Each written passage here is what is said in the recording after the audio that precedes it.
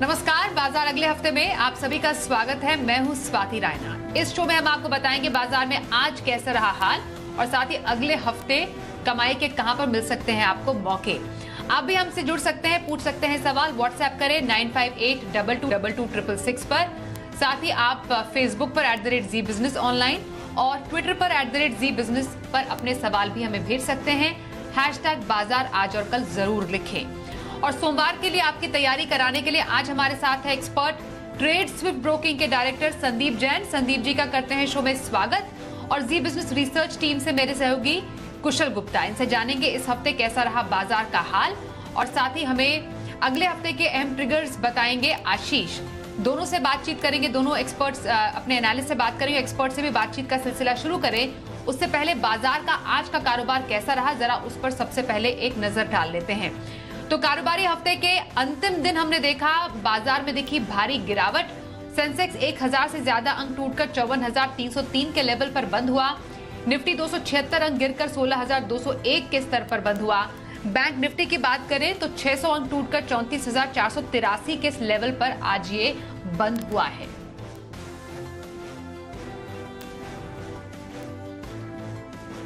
और बाजार में इस हफ्ते किन सेक्टर्स में सबसे ज्यादा एक्शन देखने को मिला, जानते हैं हमारे सहयोगी कुशल गुप्ता से। जी, तो लगातार 3 हफ्तों की तेजी के बाद बाजारों में आज हमें गिरावट देखने को मिली। इनफैक्ट अगर आप पूरे हफ्ते देखें तो यहां पर गिरावट का रुझान इस हफ्ते साफ तौर पर बना रहा। इनफैक्ट अगर आप देखें तो निफ्टी में ऑलमोस्ट 2.25% की इस हफ्ते गिरावट रही। साथ ही बैंक निफ्टी भी कमजोरी का रुझान साफ तौर पर दिखाता हुआ नजर आया। इनफैक्ट ब्रॉडर सेगमेंट को भी देखें आप तो मिड कैप और स्मॉल कैप शेयरों में भी लगभग 1.5 से 2.5% तक की कटौती हमें देखने को मिल रही थी। निफ्टी में गिरने वाले शेयरों की सूची में सबसे पहले आप देखिए श्री सीमेंट करीबन 7% लुढ़कता हुआ दिखा। वहीं एशियन पेंट्स लगातार दबाव में बना हुआ रहा। बजाज फाइनेंस, हिंडाल्को जैसे शेयरों में भी 5 से 6% तक की गिरावट रही। चढ़ने वाले शेयरों में जिस तरह से कच्चे तेल में आपको तेजी देखने को मिली, उसका क्लियर कट पॉजिटिव इंपैक्ट जितने भी ऑयल प्रोड्यूसिंग कंपनियां हैं जिसमें ओएनजीसी शामिल है, 8-8.5% तक की तेजी थी। Bajaj auto, Apollo hospital, Maruti Suzuki समेत यहां पर अच्छी तेजी देखने को मिली। तो इनफैक्ट अगर आप गिरने वाले शेयरों की तरफ नजर डालेंगे तो यहां पर टॉप लूजर्स में हाल ही की लिस्टिंग जो मेड प्लस हेल्थ सर्विसेज है वहां पर 14% तक का डीप कट आया। साथ ही गुजरात गैस जैसे स्टॉक्स पर लगातार गिरावट का रुझान पूरे हफ्ते यहां पर बनता हुआ नजर आ रहा था। टॉप गेनर्स में अगेन जो स्टैंड अलोन रिफाइनर्स है, एमआरपीएल, चेन्नई पेट्रो जैसे स्टॉक्स में अच्छा रुझान, अच्छी तेजी बनी। ऑयल इंडिया में भी ऑलमोस्ट 19% का स्पाइक आपको देखने को मिला। थायरो के टेक भी फोकस में रहा। सेक्टर स्पेसिफिक बात करेंगे तो आईटी स्पेस लगातार गिरावट इस हफ्ते दिखाता हुआ दिखा और टॉप लूजर निकल कर आया। करीबन 2.6% तक की गिरावट इस पूरे इंडेक्स में आपको आती हुई दिखी। मेटल स्पेस भी पीछे नहीं थे, वहां पर भी दबाव था। तो आईटी समेत मेटल काउंटर्स पर भारी बिकवाली हमें नजर आई। एनएमडीसी टॉप लूजर निकला, ऑलमोस्ट 6% तक की गिरावट यहां पर भी हमें देखने को मिली। और अंत में अगर आप बैंकिंग स्पेस की भी बात करेंगे तो वहां पर भी दबाव साफ तौर पर था, जिसमें प्राइवेट सेक्टर बैंकिंग स्पेस के जो काउंटर्स हैं वहां पर खासा दबाव पूरे हफ्ते आपको देखने को मिला। पर एक स्पेस ऐसा जहां पर अच्छी तेजी इस गिरावट के बाजार में भी आती हुई नजर आई और वो था ऑटो स्पेस। और ऑटो स्पेस में आप ऑलमोस्ट देखिए 1-1.25% की गेन्स थे। और बजाज ऑटो जिन्होंने अपने बायबैक पर बोर्ड बैठक अनाउंस की है आज, और वहां पर अच्छी तेजी आपको पूरे हफ्ते देखने को मिली और ऑलमोस्ट 6% का स्पाइक आपको बजाज ऑटो में आता हुआ नजर आया। तो ओवरऑल स्पेसेस अगर आप देखेंगे तो आईटी और मेटल्स काफी कमजोर रहे, पर अगेन गिरावट के बाजार में स्टार परफॉर्मर ऑटो स्पेस से आई। ये तो हमने बाजार का हाल समझा इस पूरे हफ्ते का। एफआईआईज डीआईएस का डेटा भी समझते हैं क्या आया है। एफआईआईज यानी विदेशी संस्थागत निवेशकों ने कैश मार्केट में करीब 3,973 करोड़ रुपए की बिकवाली की है। तो वहीं डीआईआईज यानी घरेलू संस्थागत निवेशकों की तरफ से करीब 2,831 करोड़ रुपए की खरीदारी के आंकड़े आए हैं सामने। और हमारे साथ ट्रेड स्विफ्ट ब्रोकिंग के संदीप जैन है, उनसे करते हैं अब चर्चा की शुरुआत। संदीप जी, हफ्ते की क्लोजिंग तो बाजार ने गिरावट के साथ ही दी है। बस एक्सपायरी का दिन था जब बाजार ने अच्छा दम दिखाया था, रिकवरी दिखाई थी, उसके बाद एक बार फिर से लाल निशान में बंद हुए बाजार। क्या आने वाले दिनों में ट्रेंड आप बाजार का देख रहे हैं? नहीं, देखिए मार्केट्स नर्वस तो है, इसमें कोई दो राय नहीं है। जिस तरीके से स्टैग्नेशन की चिंता सताई जा रही है, फिर एक तरफ आपके इंटरेस्ट रेट्स बढ़ रहे हैं, तो मुझे लगता है कि थोड़ा कॉशियस रहना चाहिए। और ओवरऑल मैं काफी दिनों से काफी कॉशियस रहने की राय दे रहा हूं और एक्सुबरेंस वो अननेसेसरली नहीं दिखाएं। और अभी मार्केट्स में अगर कोई पॉजिटिव न्यूज भी आती है कोई भी स्टॉक के लिए तो वहां पे तेजी आती नहीं है। तो आज देखिए एक एग्जाम्पल के तौर पे बजाज ऑटो इतनी बड़ी पॉजिटिव न्यूज थी फिर भी वहां पे कोई बड़ी तेजी नहीं आई। तो इसका मतलब मार्केट्स कोई भी रिस्क एक तरीके से रिस्क ऑफ, तो मुझे लगता है कि थोड़ा सा ध्यान रखें मार्केट्स में, अननेसेसरली तेजी नहीं करे। ये जरूर है कि 15,700 से लेकर 16,000 एक अच्छा सपोर्ट का रेंज है और ऊपर के लेवल्स जो है 16,700 800 क्रॉस करेगी डिसाइसिवली निफ्टी, तभी कोई बड़ी तेजी आएगी। बट मुझे लगता है कि कम से कम आने वाला ये जो कुछ सेशंस और कुछ वीक्स है वो मध्य के ही रहेंगे और बिल्कुल वेट एंड वॉच वाले मोड पे रहना चाहिए।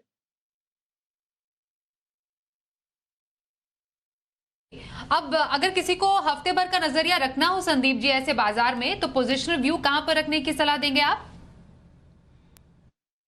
बिल्कुल देखिए, मैंने इंट्राडे के तौर पे पिछले वीक भी मैंने सेल कॉल दी थी और इस वीक भी मैं यही कहूंगा कि सेल कॉल के साथ जाना चाहिए। हालांकि कोटक महिंद्रा बैंक काफी टेक्निकली स्ट्रांग था बट वो इतना स्ट्रांग होने के बाद भी नहीं चला, तो मुझे लगता है कि बैंक्स में भी अब प्राइवेट सेक्टर बैंक्स भी परफॉर्म नहीं कर पा रहे हैं। तो कोटक महिंद्रा बैंक को अब शॉर्ट कर सकते हैं, अपने 200 डेमास के नीचे डिसाइसिवली क्लोज किया है।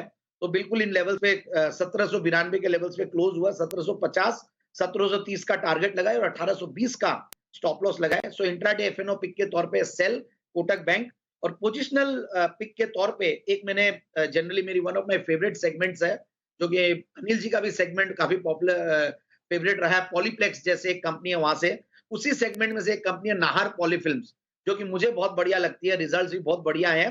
तो पोजिशनल पिक के तौर पे इस स्टॉक को ले, नाहर पॉली, जो कि 387 पे क्लोज हुआ है और 430 का टारगेट लगाए और 360 का स्टॉप लॉस। ओके, तो हफ्ते भर का नजरिया नाहर पॉली में रखने की सलाह और इंट्राडे के लिए कोटक बैंक को सेल करने की राय है यहाँ पर आज हमारे एक्सपर्ट संदीप जैन की। आइए अब बढ़ते हैं आगे और लेते हैं कॉलर्स के सवाल भी और जानते हैं कि कौन से स्टॉक पर वो पूछ रहे हैं सवाल। और पहला सवाल हमारे पास आ रहा है 24 परगना से अभिजीत प्रसाद साहब का और इनका सवाल IIFL फाइनेंस पर 120 शेयर इनके पास है जिस पर इनकी खरीद है 320 की। हमने देखा कमजोर बाजार में भी शेयर 10% उछला है। दरअसल ब्लॉक डील में 25 लाख शेयरों के कई सौदे हुए हैं और खासतौर पर होम फाइनेंस में 20% हिस्सा आबू धाबी इन्वेस्टमेंट लेगी, कंपनी की सब्सिडरी है IIFL होम फाइनेंस। अब मैं आपसे IIFL फाइनेंस पर राय लेना चाहूंगी। संदीप जी, क्या करें स्ट्रैटेजी? नहीं, बिल्कुल आपने ऑलमोस्ट सारे रीजनिंग दे दी है कि ADIA ने बड़ी स्टेक ली है और फिर ब्लॉक डील्स हुई है और IIFL फाइनेंस अगर वैल्यूएशंस के तौर पे देखें तो बहुत सस्ता है और मैं वैसे भी होम फाइनेंस में बहुत ज्यादा बुलिश हूं। मुझे लगता है कि IIFL फाइनेंस अभी भी जिन्होंने ले रखा है वो बिल्कुल होल्ड करके रखे, फ्रेश बाइंग भी करनी है। तो अगर कहीं भी अगर खराब मार्केट्स में सेंटिमेंट्स बुरे हों तो इसको 300 से 350 के रेंज में बाइंग करें। मुझे लगता है कि वैल्यूएशंस और प्रोमोटर्स बैकग्राउंड और जिस तरीके का सेगमेंट है इन सबको देखते हुए बहुत तेजी लगती है। तो बिल्कुल 400 रुपए के टारगेट्स के लिए स्टॉक को लेना चाहिए और अभी नीचे आए तो खरीदारी करनी चाहिए। ओके, तो IIFL फाइनेंस में फिलहाल बने रहने की सलाह है हमारे आज के एक्सपर्ट की। कोलकाता से संतोष चौधरी का सवाल है, 2 शेयर इनके पास, एक है बैंक ऑफ इंडिया जिस पर 1000 शेयर इनके पास है जिस पर इनकी खरीद है 35 की, और दूसरा शेयर जिस पर सवाल पूछे वो है AB कैपिटल, 500 शेयर इनके पास है जिस पर इनकी खरीद है 100 रुपए की। तो बैंक ऑफ इंडिया में तो इन्हें मुनाफा हो रहा है, गिरावट के बावजूद बैंक ऑफ इंडिया हमने देखा इस पे इन्हें तो फायदा हो रहा है। वहीं AB कैपिटल में भी हल्का फुल्का फायदा है इन्हें। AB कैपिटल फिलहाल इनके कॉस्ट प्राइस के आसपास भी है। दोनों ही शेयर पर क्या राय देंगे? देखिए, मेरी राय यही है कि बैंक ऑफ इंडिया के जगह पे ये प्रॉफिट बुक हो ही रहा है, प्रॉफिट हो रहा है तो प्रॉफिट को बुक करें। और बैंक ऑफ बड़ौदा, क्योंकि बहुत बढ़िया लग रहा है बैंक ऑफ बड़ौदा को, अगर आप देखें जिस तरीके के चार्ट्स बने हुए हैं, जिस तरीके के फंडामेंटल्स है, और SBI बैंक ऑफ बड़ौदा दोनों ही बहुत मजबूत है, तो बैंक ऑफ इंडिया में थोड़ा प्रॉफिट बुक कर सकते हैं। हालांकि ये भी बहुत अट्रैक्टिव लेवल्स पे भी बड़ौदा टेक्निकली भी बहुत स्ट्रांग है, फंडामेंटली भी बहुत स्ट्रांग है और बड़ी बैंक है, तो वहां पे स्विच कर जाएं। और दूसरा AB कैपिटल से मैं बोलूंगा कि स्विच करके, अगर हालांकि वो भी बहुत स्ट्रांग है, स्ट्रांग पेडिग्री है, बट होल्डिंग कंपनी नेचर है, बहुत सारे सेगमेंट्स इसमें है, बहुत सारे अलग अलग वैल्यू अनलॉकिंग अपॉर्चुनिटीज भी है। तो एक तरीके से वहां पे भी अगर इनको प्रॉफिट हो रहा है तो बुक करें।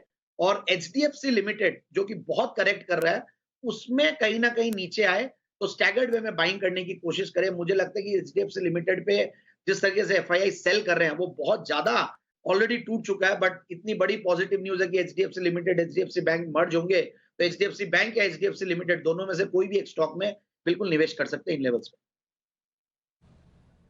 ओके, तो संतोष जी दोनों ही स्टॉक से आपको मुनाफा वसूली की सलाह दे रहे हैं संदीप जी, और उसके ऑल्टरनेट भी उन्होंने बता दिए हैं। नूपुर अग्रवाल दिल्ली से सवाल पूछ रही हैं और इनका सवाल है मारुति पर। मारुति के 10 शेयर है और इनकी खरीद है इस पर 3785 की, और इन्हें शानदार मुनाफा अभी हो रहा है मारुति पर, क्या सलाह देंगे? ऐसा लगता है कि इन्होंने बहुत पहले ये स्टॉक लिया और बहुत बड़ी बात है कि इतने समय तक इन्होंने प्रॉफिट्स देखा।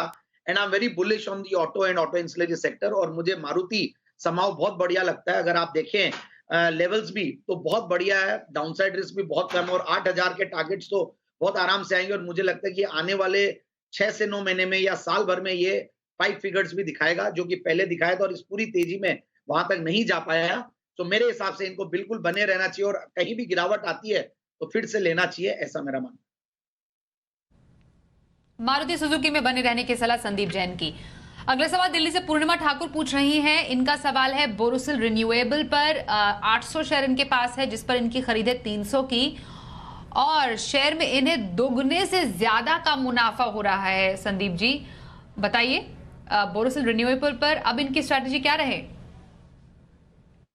नहीं, बिल्कुल बने रहना चाहिए। हालांकि ये मेरा जैन साहब के जेम्स का स्टॉक भी है, और ये सेक्टर मुझे बहुत बढ़िया लगता है। और ये एक तरीके से लिस्टेड स्पेस में अगर स्टैंडअलोन बेसिस पे देखें तो ये एक यूनिक बिजनेस मॉडल वाली कंपनी है। ग्लास बनाती है, सोलर ग्लास बनाती है फोटोवोल्टिक पैनल्स के लिए, तो मेरे हिसाब से बिल्कुल बने रहे। हालांकि वैल्यूएशंस वगैरह सब महंगे हैं, बट जिस तरीके की ग्रोथ कंपनी दे रही है और जिस तरीके के रिटर्न नंबर्स है, ये सब बहुत अट्रैक्टिव है। So he can continue holding it, और मुझे लगता है कि ये 750-800 के टारगेट्स खाएगा आने वाले दिन। बोरोसिल रिन्यूएबल्स में बने रहने की सलाह है हमारे एक्सपर्ट की। अगला सवाल गुरुग्राम से दिलीप कुमार साहब भेज रहे हैं। आईईएक्स पर इनका सवाल है। 500 शेयर इनके पास है जिस पर इनकी खरीद है 250 रुपए की। आईएक्स के शेयर पर क्या स्ट्रैटेजी देंगे? फिलहाल ये है नुकसान में। हाँ, अच्छे खासे नुकसान में है, बट इस स्टॉक को देखिए, मुझे याद है कि मैं इस स्टॉक को तब दिया था जब ये 10 रुपए की फेस वैल्यू हुआ करती थी, और आज 2 रुपए की फेस वैल्यू, और तब ये 200 सवा 200 के रेंज में था, और आज ये 2 रुपए की फेस वैल्यू में ये ऑलमोस्ट उसी रेंज पे है। बट फिर भी जिस तरीके की पॉजिटिव न्यूज है, अभी कल ही एक बहुत बड़ी पॉजिटिव न्यूज इस पर्टिकुलर स्टॉक के लिए थी, और मुझे लगता है कि इतने बड़े करेक्शन के बाद अब इस स्टॉक को होल्ड करना चाहिए। हालांकि बहुत डिफिकल्ट है क्योंकि चला भी वैसे ही है, नीचे भी आ सकता है, बट मुझे बहुत फ्यूचरिस्टिक लगता है इसका बिजनेस मॉडल। पावर सेक्टर पे मैं बहुत बुलिश हूँ, और जिस तरीके से ईवी का भी एक जो स्टोरी है उसका भी ये बेनिफिशियरी रहता है। And exchanges, overall exchange ecosystem में मैं बहुत बुलिश हूँ। तो मुझे लगता है स्टॉक को ले और थोड़ा लंबा समय के लिए होल्ड करें, और अवधि थोड़ी लंबी लगेगी अब क्योंकि इतना बड़ा करेक्शन है, इतना बड़ा इनका लॉस भी है, but overall I am very confident about the business model. IEX थोड़ी लंबी अवधि के लिए होल्ड करने की सलाह संदीप जी की। अजय डामा मुंबई से सवाल पूछ रहे हैं। एचएएल पर इनका सवाल है और 25 शेयर इनके पास है जिस पर इनकी खरीद है 1711 रुपए की, और ये है हल्के मुनाफे पर भी बैठे हुए, ठीक ठाक मुनाफा इनको। क्या सलाह देंगे एचएएल पर? ये जरूर से हमारे चैनल को बहुत रेगुलरली फॉलो करते हैं और हमारे एनालिस्ट को बहुत फॉलो करते हैं। इस स्टॉक को मैंने भी 1200-1300 पे रेकमेंड किया। हमारे सारे ही दिग्गज पैनलिस्ट जो है सब ने ये स्टॉक को बराबर रेकमेंड करते हुए आए हैं, और अभी भी मुझे लगता है कि जिस लेवल पे ये इतना बड़ा आउट परफॉर्मर है ये मार्केट्स में और वैल्यूएशंस के लिहाज से बहुत सस्ता, और सरकार का डिफेंस के ऊपर बहुत बड़ा फोकस है, और ये डिफेंस सेक्टर की सबसे बड़ी लार्जेस्ट कंपनियों में से एक है। तो बिल्कुल इस स्टॉक को होल्ड करके रखें। मुझे नहीं लगता कि भी प्रॉफिट बुक करना चाहिए, बट यस, मार्केट्स में डर है। मार्केट्स में कई बार प्रॉफिट होता है तो लोग अपने जहां पे प्रॉफिट होता है उसको बुक करने की कोशिश करते हैं, बट मुझे लगता है कि ये स्टॉक आगे भी परफॉर्म कर सकता है। तो थोड़ा थोड़ा ऊपर के लेवल्स पे प्रॉफिट बुकिंग भी कर सकते हैं, बट पार्शियली प्रॉफिट बुक करें, बने रहने की राय है वैसे। एचएएल में बने रहने की राय संदीप जैन की। अगला सवाल गोवा से पूछ रहे हैं राहुल कुमार। एशियन पेंट्स पर सवाल है। एशियन पेंट्स के 250 शेयर इनके पास है जिस पर इनकी खरीद है 3075 की। वैसे ऊंची कीमतों पर खरीदारी से प्रति शेयर इन्हें करीब 1300 रुपए का नुकसान हो रहा है। पर कमजोर बाजार में भी हमने देखा पेंट शेयरों में तेजी देखी गई। क्या करे एशियन पेंट्स में? देखिए, मैं थोड़ा सा बेरिश हूँ इस सेगमेंट को लेकर। हालांकि आई am very bullish on the housing finance sector और रियल एस्टेट सेक्टर और इंटीरियर जो भी बिल्डिंग मटेरियल्स है उन पे काफी बुलिश हूँ। बट ये स्टॉक देखिए, जिस तरीके से क्रूड ऑयल की प्राइसेस बढ़ रही है, तो क्रूड ऑयल का बहुत बड़ा अफेक्टेड अगर कोई सेक्टर है तो पेंट सेक्टर है। तो मुझे लगता है कि बस अब इनको बने ही रहना पड़ेगा। हालांकि इस सेक्टर में और इस पर्टिकुलर स्टॉक में जो कि मार्केट लीडर और बहुत बड़ी वैल्यूएशन गैप अगर दूसरी कंपनीज को देखें और इसको देखें, और लीडरशिप की भी जो इसकी पोजीशन है और कॉम्पिटिटिव इंटेंसिटी भी अगर देखें इंडस्ट्री में, तो सबसे ज्यादा अगर फायदा होता तो वो एशियन पेंट्स को ही है। तो मेरे हिसाब से इस स्टॉक को होल्ड करें। हालांकि बहुत बड़ा लॉस है, इट्स वेरी डिफिकल्ट। नेगेटिव दिख रहे हैं सारे मुझे जो भी फैक्टर्स दिख रहे हैं, बट फिर भी मैं ये कहूंगा कि क्योंकि जिस तरीके की क्वालिटी, जिस तरीके की लीडरशिप, जिस तरीके की ये कंपनी काम करते हुए आई है और जो ग्रोथ दी है और जो फंडामेंटल्स है, इस स्टॉक को होल्ड करके रखे। बट समय देना पड़ेगा, तभी ये पैसा वापस से रिकवर होगा और हो सकता है प्रॉफिट में भी निकले। 1.5 साल का नजरिया रखें। ओके, साल 1.5 साल के नजरिए के लिए एशियन पेंट्स में होल्ड करने की सलाह संदीप जैन की। अगला सवाल भी लेते हैं, विनोद गढ़पाल का है, नागपुर से सवाल पूछे। जेएसपीएल पर सवाल है इनका। 350 शेयर है, 400 इनकी खरीद है। मेट्रो शेयरों में आज गिरावट देखी गई, सेंटिमेंट काफी कमजोर रहा है, जिससे हमने जेएसपीएल भी देखा 1.5 से 2.5% नीचे रहा और इन्हें हो रहा है नुकसान भी। क्या राय देंगे जेएसपीएल पर इन्हें? देखिए, जेएसपीएल पे वेरी फ्रैंकली मैं जब भी राय मांगते हैं मेरे से, तो मैं हमेशा नेगेटिव राय देता हूं, क्योंकि इस स्टॉक की जो नेचर है, जिस तरीके से ये वॉलेटाइल है, it's very difficult to handle this stock. और मैं अगर स्टील में जाना चाहूंगा तो मेरे पास और भी दूसरे विकल्प है। मैं एनएमडीसी के साथ जाऊंगा। मैं कई बार मैंगनीज और की मॉइल बोल के कंपनी है उसको रेकमेंड किया, मैंने रत्नमणि मेटल्स रेकमेंड किया है। मैं माइनिंग वाले सेगमेंट में जाना चाहूंगा, उस वर्टिकल पे मैं ज्यादा बुलिश रहता हूं। और फिर भी अगर इनको रहना है तो जेएसडब्ल्यू स्टील के साथ रहें, वो ज्यादा बेहतर रहेगा। और जेएसपीएल से ज्यादा बेहतर मुझे वो कंपनी लगती है। हालांकि वैल्यूएशंस के लिहाज से सब कुछ बहुत सस्ता है, बट डेट्स भी काफी कुछ है। तो मेरे हिसाब से स्विच करने की कोशिश करें to JSW steel. But okay, तो जेएसपीएल से स्विच करके बिल्कुल बिल्कुल या समय देना पड़ेगा। मार्केट जब वॉलेटाइल रहते हैं तो स्टील सेक्टर, कमोडिटी वाले जो सेक्टर रहते हैं, इनमें काफी कुछ वॉलेटिलिटी आती है और थोड़ा समय देना पड़ता है। अगले हफ्ते बाजार के लिए क्या होंगे अहम ट्रिगर्स, बताने के लिए हमारे साथ आशीष त्रिवेदी। आशीष, अगले हफ्ते के मेन इवेंट्स कौन से हैं? देखिए, सबसे पहले आज देर शाम को जो है यूएस की तरफ से महंगाई दर यानी सीपीआई के जो है वो डेटा मई महीने के आते हुए नजर आएंगे। फिर कल यानी शनिवार तो यहाँ पर ई मुद्रा जो कि हाल ही की लिस्टेड कंपनी है, इसकी बोर्ड बैठक है जहाँ पर नतीजों और डिविडेंड के ऊपर विचार होगा। 13 जून यानी सोमवार को देखें तो सेरा सैनिटरीवेयर इस स्टॉक में जो एक्स डेट होगा, यहाँ पर देखें तो 20 रुपये का जो है फाइनल डिविडेंड था, स्पेशल डिविडेंड था 15 रुपये का। तो स्टॉक में आपको करीब 35 रुपये का एडजस्टमेंट खुलते ही देखने को मिलेगा। ग्लोबल मार्केट्स में भी एक्शन रहेगा क्योंकि यूके में इंडस्ट्रियल प्रोडक्शन अप्रैल महीने के जो आंकड़े हैं वो आते हुए नजर आएंगे। मंगलवार यानी 14 जून की तरफ आते हैं तो यहाँ पर देखिए बजाज और स्टॉक है जहाँ पर बोर्ड की बैठक होगी और काफी लंबे अरसे के बाद जो है कंपनी बायबैक करने जा रही है। कितना बायबैक होता है फाइनेंस, यहाँ पर देखिए करीब 2000 करोड़ की पूंजी जुटाने पर बोर्ड बैठक होगी। एक्स डेट है इंडियन बैंक की, फाइनल डिविडेंड है करीब 6.5 रुपये का, तो यहाँ पर आपको एडजस्टमेंट देखने को मिलेगा। और ग्लोबल मार्केट्स में देखें तो मई के सीपीआई और डब्ल्यूपीआई के आंकड़े भारतीय बाजार के आते हुए नजर आएंगे। जापान में इंडस्ट्रियल प्रोडक्शन अप्रैल महीने का आएगा और यूरोप में देखें तो इंडस्ट्रियल प्रोडक्शन भी अप्रैल महीने का आता हुआ नजर आएगा। बुधवार 15 जून यहाँ पर देखिए ढेर सारे स्टॉक है जिनमें आपको एक्स डिविडेंड होते हुए नजर आएंगे। काफ़ी सारे स्टॉक ऐसे एडजस्टमेंट दिखाएंगे। हिंदुस्तान यूनिलीवर देखें करीब 19 रुपये का एडजस्टमेंट होगा। टाटा स्टील फाइनल डिविडेंड है 51 रुपये का, इसका एडजस्टमेंट है। Tata chemical 12.5, Tata power, Canara bank 6.5 रुपये, सोनाटा सॉफ्टवेयर में भी देखें तो करीब 13 रुपये और टाटा एलेक्साई 42.5 रुपये का एडजस्टमेंट है वो नजर आएगा। गुरुवार की तरफ आते हैं तो यहाँ पर देखिए 16 जून एक्स डेट है। अपोलो टायर्स 3.5 रुपये के आसपास का डिविडेंड है। कॉस्मो फिल्म्स यहाँ पर 2 पे 1 बोनस शेयर का जो है एडजस्टमेंट आपको देखने को मिलेगा। और शुक्रवार 17 जून टेल की, क्योंकि स्टॉक में आपको एक एडजस्टमेंट देखने को मिलेगा बोनस इशू के चलते, 1 शेयर पर 3 शेयर का जो इशू है वो रहेगा। और ग्लोबल मार्केट्स की बात की जाए तो यूरोप में कोर सीपीआई डेटा मई महीने के आएंगे।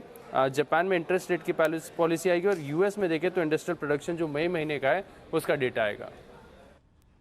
चलिए अब सोमवार के लिए ऑप्शन स्ट्रैटेजी जानते हैं और हमारे साथ आज ऑप्शन स्ट्रैटेजी बताने के लिए है मोतीलाल ओसवाल के चंदन तापड़िया। चंदन जी, बहुत स्वागत करते हैं आपका शो में। क्या स्ट्रैटेजी रखी जाए सोमवार को ऑप्शन में?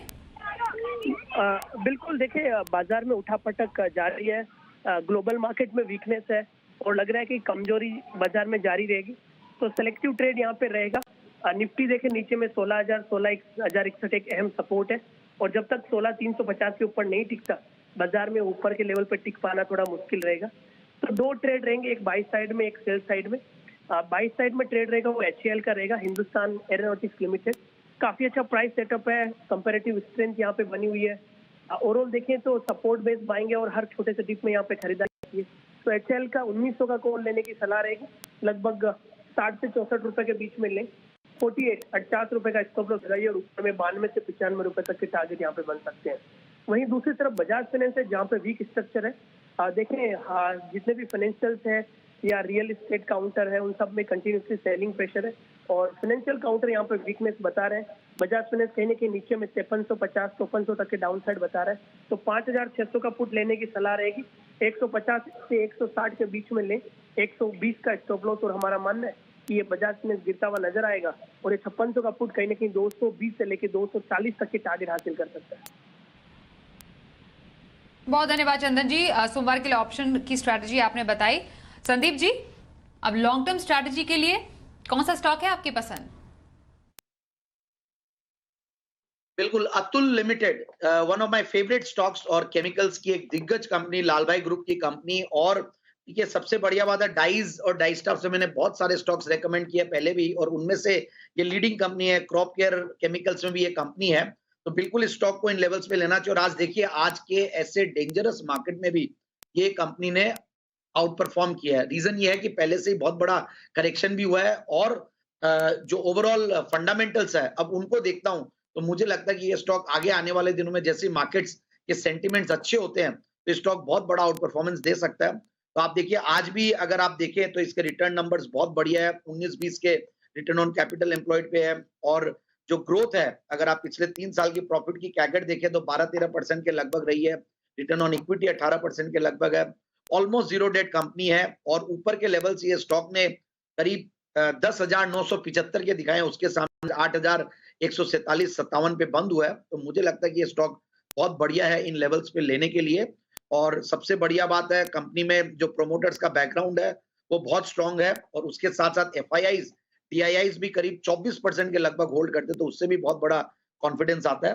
तो बिल्कुल इस स्टॉक को ले आराम से 9,200 के टारगेट्स के लिए। अतुल लिमिटेड में लंबी अवधि की खरीदारी करने की सलाह दे रहे हैं संदीप जैन। बहुत धन्यवाद करेंगे संदीप जी, आप हमारे साथ आज के शो में शामिल हुए। बाजार अगले हफ्ते में बस इतना ही, रुकते हैं एक ब्रेक के लिए, देखते रहिए जी बिजनेस।